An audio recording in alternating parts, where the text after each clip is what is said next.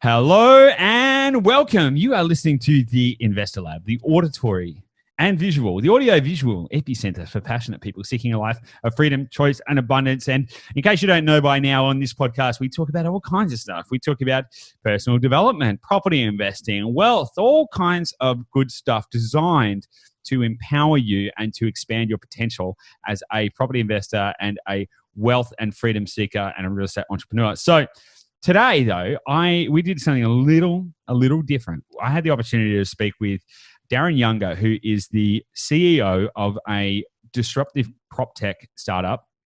Not even really a startup, disruptive prop tech innovation company called Bricklet. Now, the model around Bricklet I found personally fascinating, which is why I wanted to explore the conversation with Darren. Now, we don't have any financial integration, obligation, or otherwise. This is not a sponsored episode.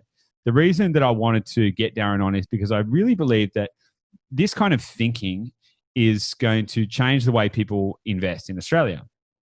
And so to give you a little breakdown so you know what you're going to be in for in this episode, the idea around Bricklet is that you can take your property and break it up into smaller parts. So break it up into bricklets, essentially, and then people can own portional aspects of the title, which is a lot different from, say, investing in a fund or something like that.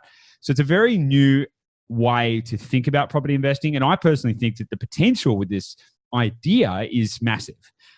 So I thought it would be really valuable for you, the listener or the viewer, to start to explore these kind of ideas yourself and maybe change the way you think about your property investing journey and also what is possible and the way that you can do this kind of stuff. So we talked about all kinds of stuff. We talked about innovation. We talked about, how to actually break apart a title. We talked about what the kind of returns are and all this kind of stuff.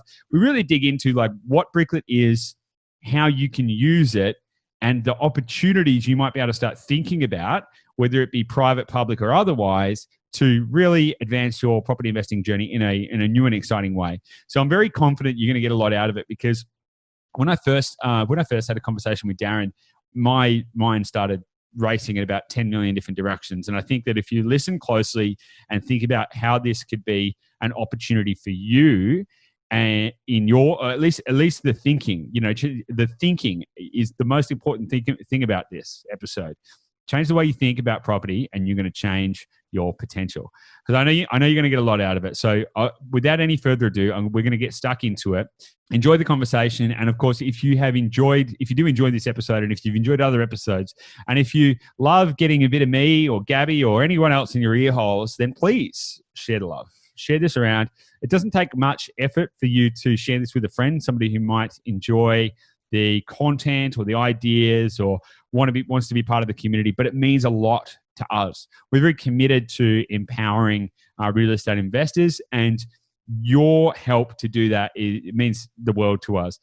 Now, if you want to take this a little further, and if you want to explore the ideas around property investing, if you want to help to build a safe, reliable, repeatable, robust, profitable property portfolio that can survive and thrive no matter what happens in politics or the economy, then I encourage you to go to theinvestorlab.com.au and find the many ways that we can help. We've got books, we've got free resources, we've got our online community, which is an amazing place to be if you really want to accelerate your property potential. And of course, we've got our buyer's agency service too. So go there, check it out, and find the best way that we can help you, because we love you and we want to serve. And just remember, make sure you subscribe, share, like, do all the good stuff, and give us a bit of love back. We really appreciate it. Thanks. I'll see you on the inside.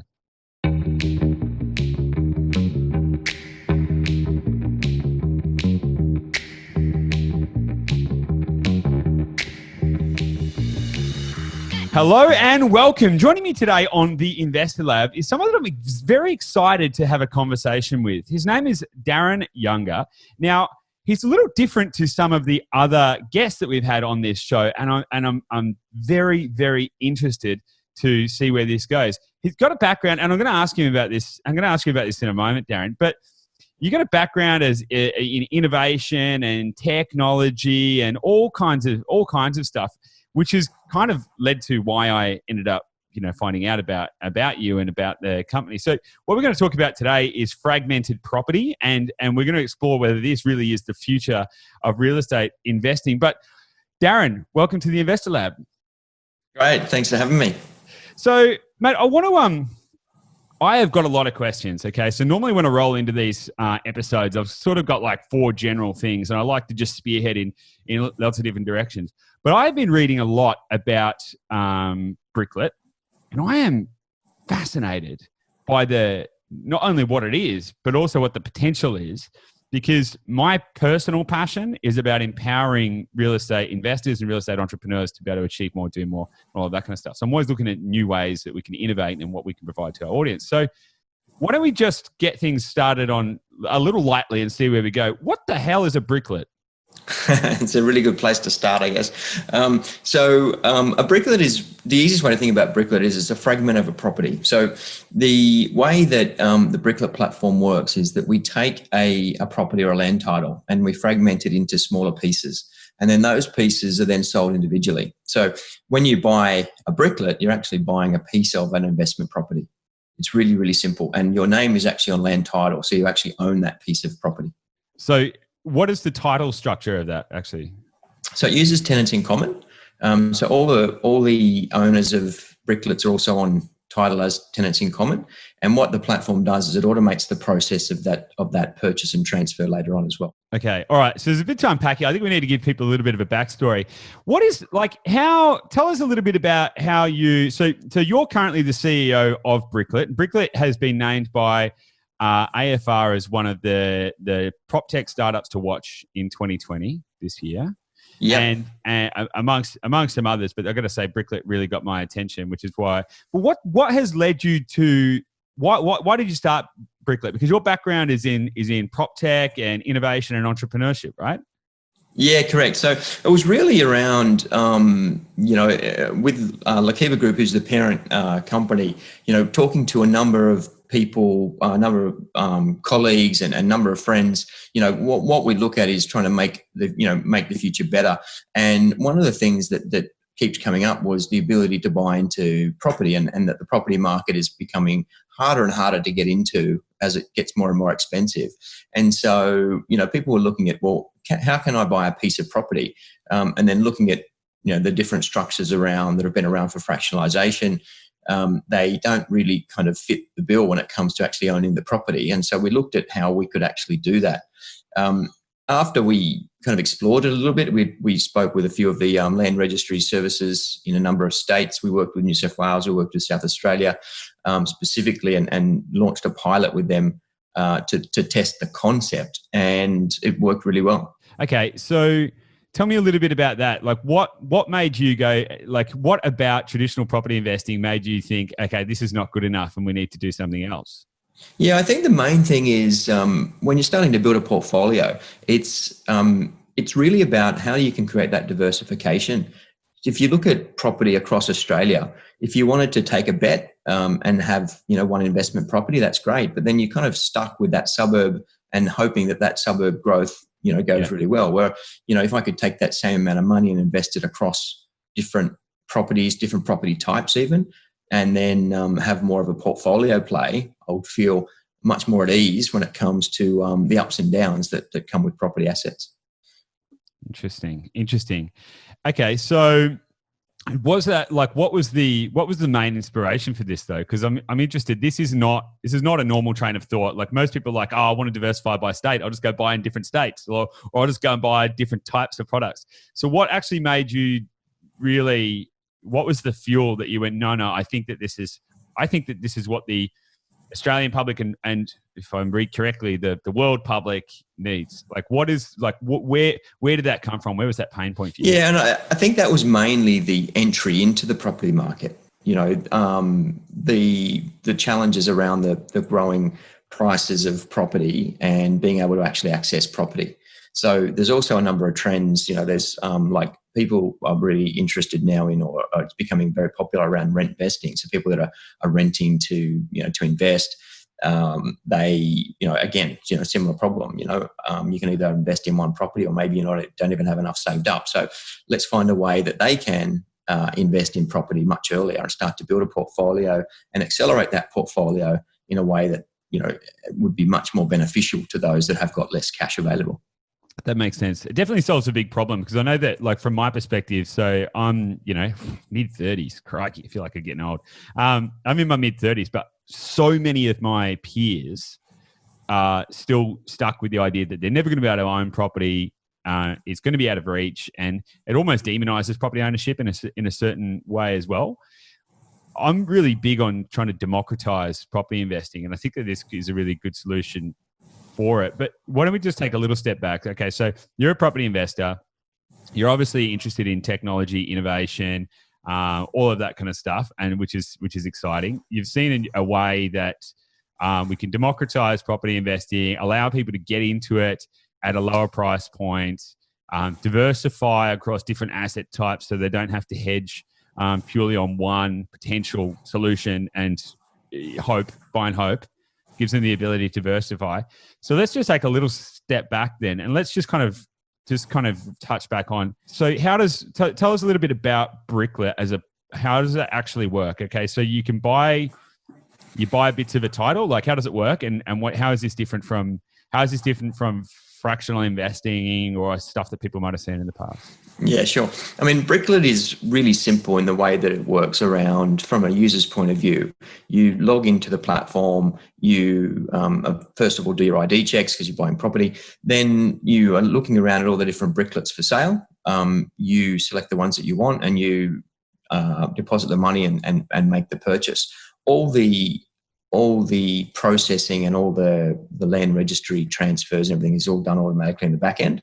It's made it a lot easier these days with PEXA now that we've got e-conveyancing, because that helps a lot of the processing to be automated. The difference between that and the more traditional fractionalization or fractional investment platforms is that the owner of the Bricklet is on land title, right?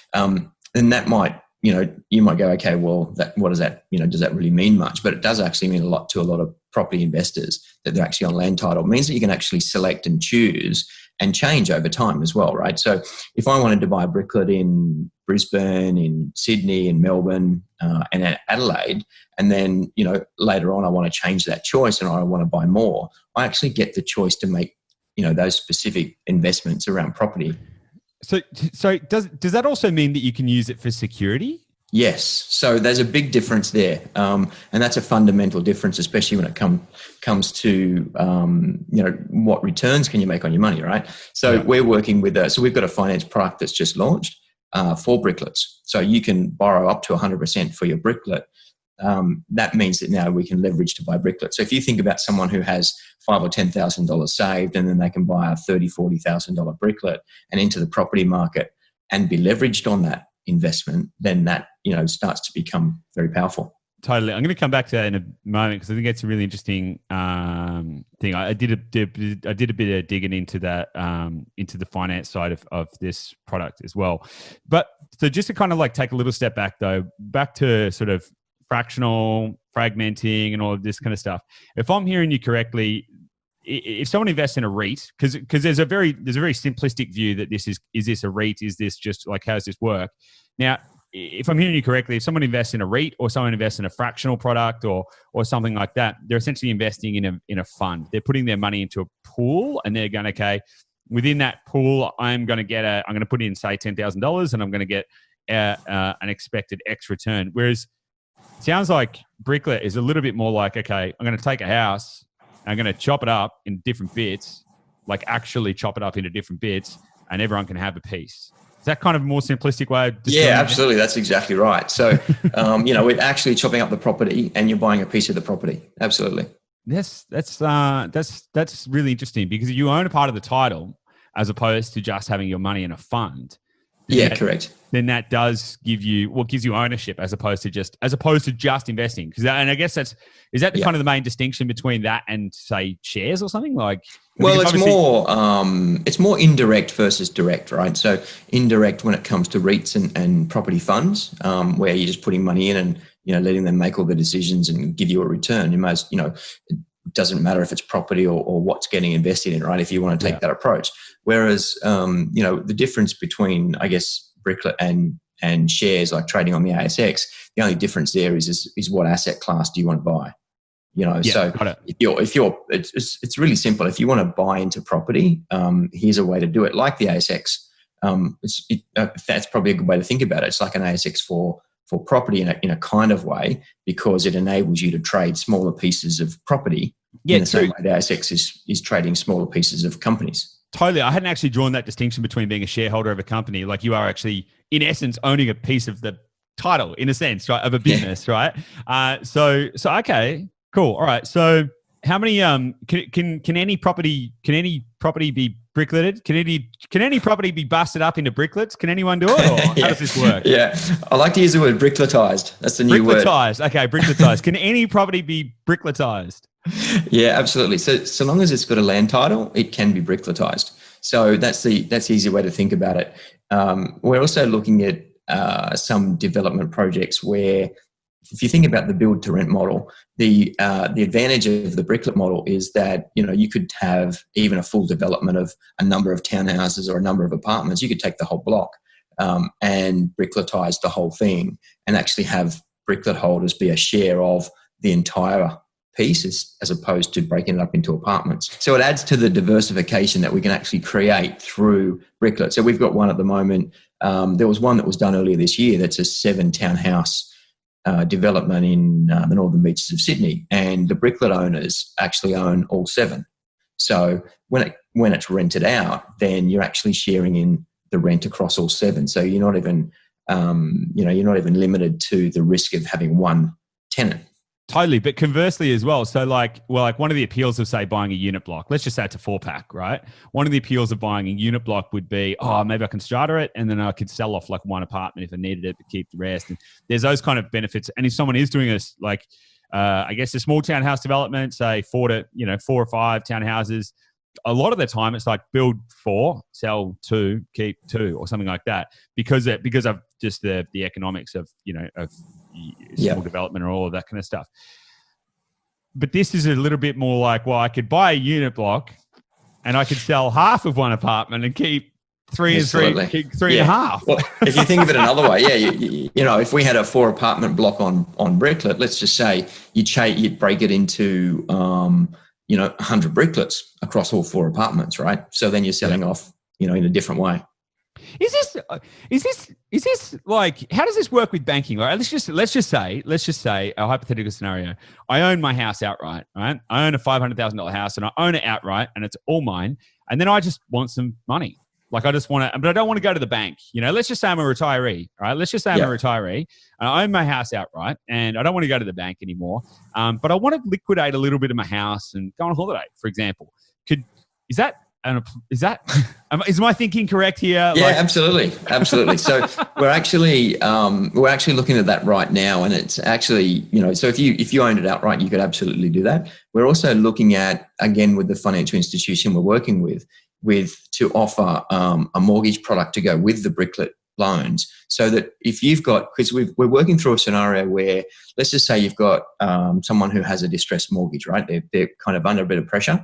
But they don't want to move out. It's their home. Yep. So we can actually brickletize it, give them a mortgage, or the financial services company gives them a mortgage on the remaining piece, and then we brickletize the rest. So effectively, you're going to have a mortgage on 70% of your property, or 70%, and the other 30% is sold off as bricklets on the Bricklet platform.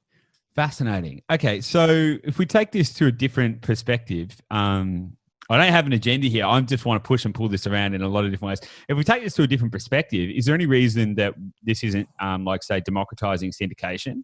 So, for example, and syndication may be the wrong word from a technical perspective, but could I go to, I don't know, 10 mates and say, guys, I found this. In fact, there's an amazing. I'm in Bondi, right? And there's a big commercial residential opportunity in Bondi. It's like a shopping strip plus apartments up the top. I don't know. It'd be well over $10 million and probably closer to 25. I obviously don't have $25 million, but could I go to a bunch of mates and go, hey guys, let's all go and bricklet this? Like, is that a way that you can go about it? Like, how would that kind of structure work? Yeah, absolutely, it can. And it's still not a co-investing model, right? All you're doing is you're bringing a project to Bricklet, putting it on the platform, and bringing the 10 buyers as well. So those 10 buyers are still independent buyers of Bricklets. There's no kind of co-ownership with that, but effectively you have bought all the Bricklets between all your mates, right? So we're actually working that model. If you think about that, we're actually got a number of buyers agents that are doing exactly that. They're really excited because they can find bigger properties. They can put on the Bricklet platform and sell it down to their clients as still good investment property. Yeah, I mean, personally, that's why I'm super excited about it. So, from my perspective, we serve clients in a number of ways. We have our online membership platform, which helps to create a community, educate and inspire people as well. And I think there's a great opportunity for the democratization of diversification in that sense. But obviously, we run a buyer's agency service as well. And a lot of people want more than they can afford, right? And finding a way that we can bring community together and support that in a meaningful way so that people can achieve more, get better returns, and do more in a more liquid fashion with lower risk and greater diversification, I think is something that is actually really important to be able to bring to the table. I think it's very important. But if I wanted to go and put, say this $25 million mixed use asset, if I wanted to go and sling it on Bricklet and start to raise capital, like what kind of structure would I need to, like, do I need to have control over that property, or how does it work? I don't think it's not like crowdfunding, right? No, it's not like crowdfunding at all. So, I guess it just, if you look at the property life cycle, is probably an easy way to understand it, right? So if I'm going to buy into a property where it's completed, then it might cost me $1 million. If I buy into a property that is yet to be developed, let's say it might cost, I might be able to buy into that at, say, $600,000, and knowing that there's another, $100,000 to spend on it, or $200,000 or whatever, right? So the way that the Bricklet model works is, coming in at that earlier stage, you actually get access to the property at an earlier stage, but you're still buying the Bricklets, you're still on title, but you can actually ride that upside. So it's just a different way of looking at the project. Okay. Is there any limitation on the types of properties, or like what is this more? Is this more for new properties, developments? Can you do commercial? Like, where does this best fit? Yeah, I mean, there's no real limitation. We're already looking at the first commercial property at the moment. And like I said before, it's the real opportunity here is for anything that's on land title, right? So we're also looking at, as far as, looking at rural farms or even solar farms that want to sell down the solar farm land and operate a lease on the land. So, there's so many different variations that you could go down, so long as it's a land title and we can cut it up into small pieces. How small can you cut it up? Well, that's a good question. I mean, we're limited to we look at it at a kind of bottom price of around $20,000. And the main reason is for the stamp duty, right? So if, let's say, at some point in the future, stamp duty disappears, then there's no real kind of limit to how low we can go. It just changes the percentage of that cost as the lower you go below that point. Why does stamp duty? Why specifically does stamp duty stop you being able to go below $20,000? Is it just because it doesn't make sense, or? Yeah, it's the percentage of the cost, right? So if we bring the Bricklet price down to $10,000 or $5,000, there are certain fees and charges that don't come down in the same way. So you might end up paying 10% or 20% of the purchase price in duties. Got it. Okay. Yeah, got it. Okay, so it ceases to be economically viable at a certain regression point. Okay. Yeah. Okay, cool. So from an investor's perspective, it sounds good. Like you could own a piece of a Toorak mansion, you could own a piece of an apartment, you could own a piece of a commercial asset. Like what are the kind of returns people can get? Is there any kind of is there any kind of expected returns that people can get, or is it literally just based on the asset? You could go buy a 15% yielding commercial asset and have a $100,000 stake and get a 15. It's purely based on the asset and what that asset is, what that asset is going to return. I mean, it's no different to buying the full property. You're just buying a smaller piece of it. All right. Okay. So we've spoken about quite a lot of stuff. So it sounds like there's a lot of upside, but the natural question so one of my favorite books is, do you read much, actually? A little. Okay. It's got to have pictures. It's got to have pictures. Keep it simple. Okay, got it. Do you listen to podcasts? Where do you actually? I'm interested. Let's segue for a second. What is like? Where do you draw your inspiration from? Like, where do you get your inputs? Yeah, I mean, my inspiration comes from. I mean, I like anything that's innovative, really. I mean, anything that's cutting edge and is futuristic. That's where my inspiration really comes from. And so how do you digest that? Because do you just surf apps? Is that how you spend your time? Pretty much. Just, there's different kind of podcasts, there's different, websites, and just kind of getting the news, I mean, a lot of different innovation kind of websites and stuff like that. Yeah. Okay. Awesome. One of my favorite books is a book called The Road Less Stupid by Keith Cunningham, and he always says in any decision or any kind of business proposition, you got to look at 3 questions: what's the upside, what's the downside, and can I live with the downside? Right? It's pretty simple, but a lot of people don't ask that question, and they don't confront the brutal facts about each of those. Everyone's very good at seeing the upside. Everyone's like, oh yeah, I'm going to make $1 million. It's going to be fantastic. But they're very, very bad at analyzing the downside, because no one likes to be scared. Everyone likes to be hopeful, and they don't like to be scared. So naturally you go, well, it won't be that bad. She'll be right. So I like to really, really, really dig into it. In my decision-making process, I always think like, what is the absolute worst that could happen? Is it death? And would I be okay with that? Right. So my question to you is, what is the downside? And I want you to take your salesman hat off. And I want why doesn't everyone just invest like this forever? Like, why isn't this the only way that people invest? I guess the real downside potential is only if people, don't like to buy property, or if it, if the only real way that people like to buy property is to buy whole properties. It would take away the need for Bricklet. It's we're using the regulation around land title and around we're not changing anything there, so that we don't really have any regulatory risk. In fact, it will probably only work in our favour if you believe some of the rumours that are in the media at the moment around stamp duty. The only real downside, as far as the platform and the risk is concerned, is more around the liquidity, right? Making sure that we've got enough people to buy your bricklets when you want to sell them later. That's a really good point. That is a really good point.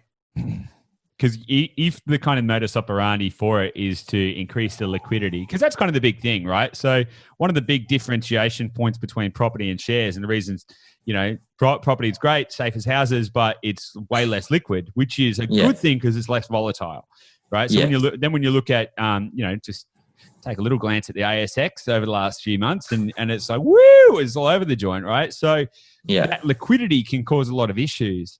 How do you see this kind of model changing that liquidity equation, and is it going to make property more volatile? Because one of the saving graces of property is that people can't, yes, people act emotionally with their investments and whatever their decision, and consumer sentiment drives price growth and all that kind of stuff.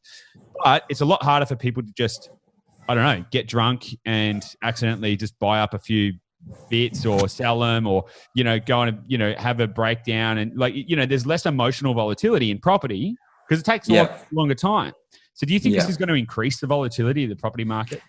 It has the potential to, but I mean, at the end of the day, the asset is still property, right? So, people will still understand that there's a property value, behind it. And I guess it's the way that people value that property. It's no different to, with the ASX, you might buy shares at a price. Like, even if you looked at now, it'd be really interesting to see, what the external companies that do all the research are saying about the value of the share prices of each of the different companies. Is it undervalued? Is it overvalued? And I think we would see the same thing with Bricklets. People will be saying, the Bricklets in that property, because we'll start to talk about things like the market cap of Bricklets being the value of the property versus the value of the property being driving the Bricklet price, if that makes sense. Yeah, just want to explain it a little more. So at the moment, if I said to you, how much do these Bricklets, it take $1 million property, right? First of all, you go, okay, I'm used to property being valued as the property. So it's $1 million property. So if there's, let's say there's 40 Bricklets, they're $25,000 each. Yeah. So that's easy because you go, okay, property value is 1 million. These are worth $25,000. Now, let's say those 40 Bricklets go up to $30,000. So what I mean by market cap is if you do the math and go, okay, 30,000 times 40 is 1.2 mil. So by somebody trading that Bricklet, ultimately you're saying the value of the overall property is worth 1.2 million. In the same way that when shares change in value, you get these intrinsic valuations of companies. Like if you look at, Microsoft and Amazon being valued at $1 trillion, it's not because someone's saying they're worth $1 trillion. It's because the number of shares times the share price equals $1 trillion. So why, in that exact example, why would the Bricklet price go up, but the property price not go up? Because what I'm hearing is that there's a disparity between the true value and the market value.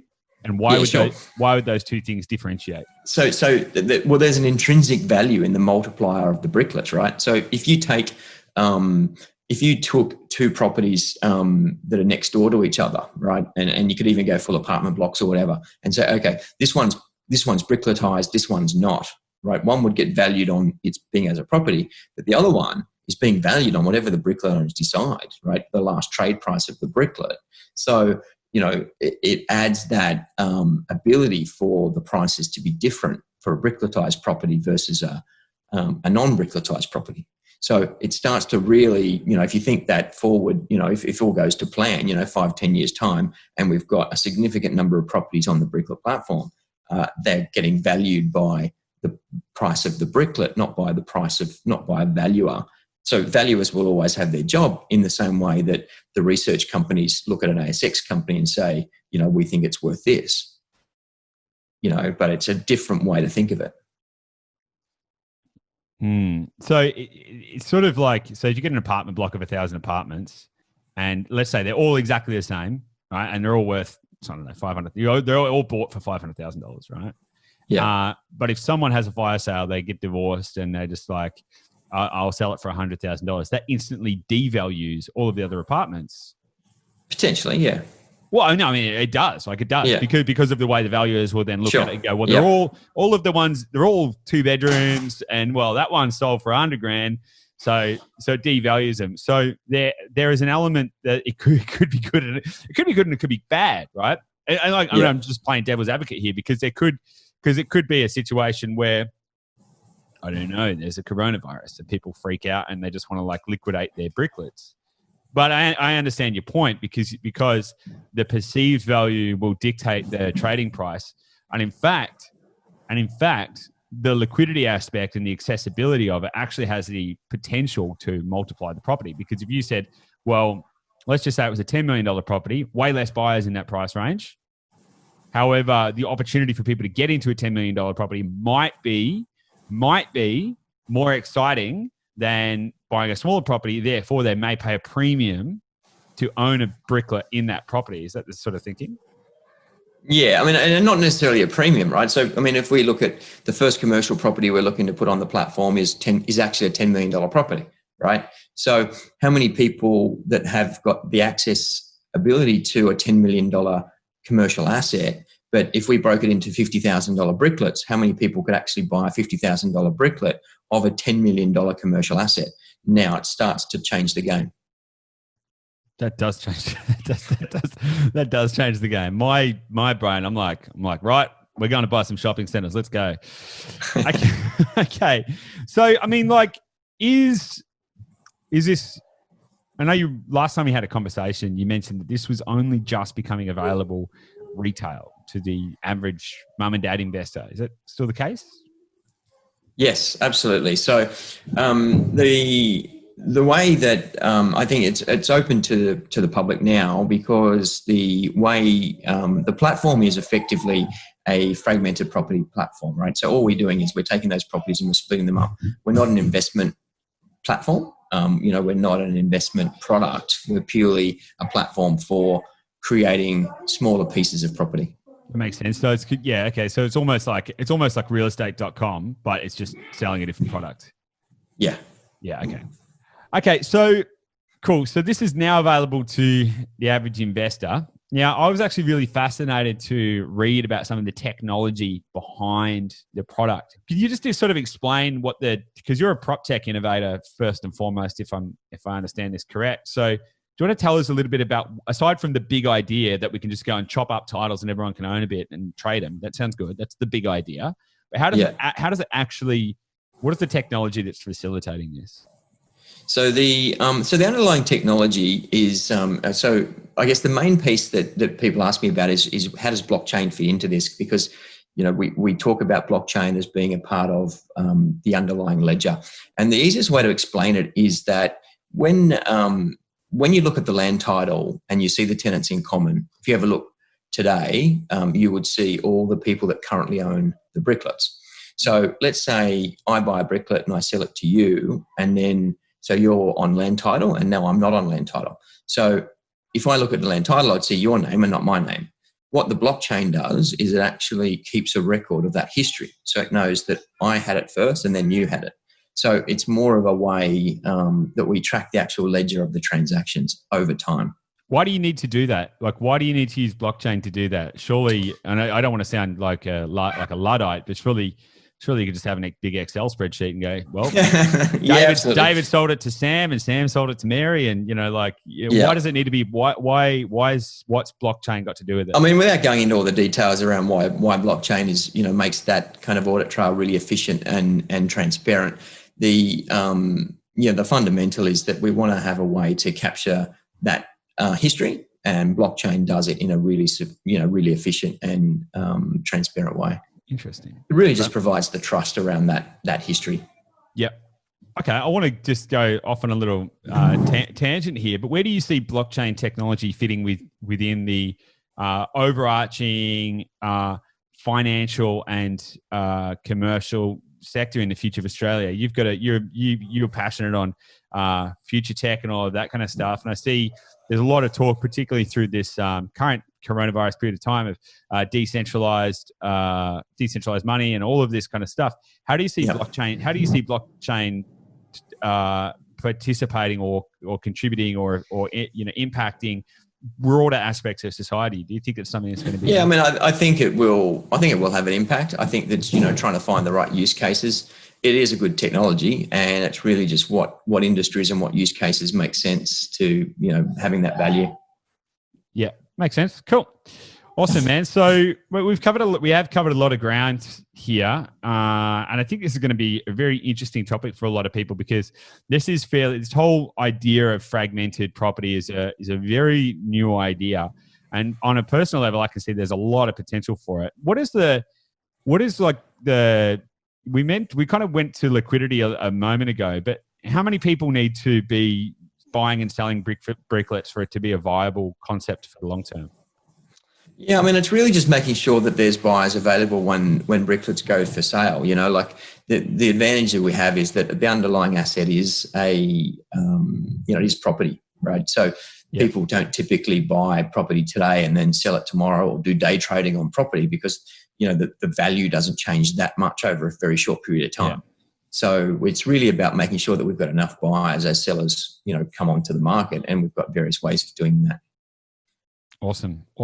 Mate, I'm really excited to see where this goes. I'm going to be following this very closely, and I'm starting to hatch some big ideas of how we can utilize this for our clients. But mate, I've thoroughly enjoyed this conversation. Is there anything else that you want to share with people about this? Because it is a big idea. It's a big new concept that people are going to have to wrap their heads around. Yeah, sure. Is there anything else that we sort of haven't covered that you think would be beneficial in serving our audience to understand the ideas better and how they might be able to start implementing it as part of their own property investing strategy? Yeah, sure. I think the only thing is, I mean, because it is so new, credibility is always the question, right?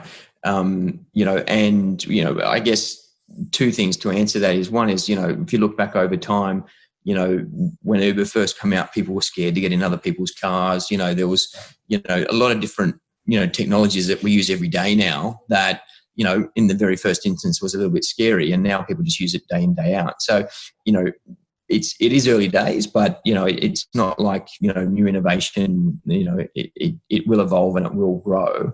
The other thing to mention is that, in the early days, we also have Mirvac and Stockland as investors into the platform, and, they see this as a great channel to market as well, right? So it really just adds a lot of that credibility to the big industry players that are also getting behind us. Yeah, nice. Well, mate, I'm very excited to see how this evolves over the coming months and years and so on. So let's keep in touch. Maybe let's circle back. Maybe let's circle back in like 12 months and we can talk about how it's grown and how it's starting to impact property investors Australia-wide. Now, I will chuck a link to the Bricklet platform in the show notes. So if people want to check it out, they can do that. We have no financial integration or orientation or any kind of arrangement with Bricklet, but I do think it's a unique opportunity for people to expand their potential and to expand the way they're thinking about their property investing journey. I can see a lot of potential. So, Darren, thanks so much for your time today. I really enjoyed the conversation. No, great. Thanks for having me. It's been a good conversation. It's been good, mate. We'll wrap it up, and thanks so much again, and we'll see you later on. Okay, thanks.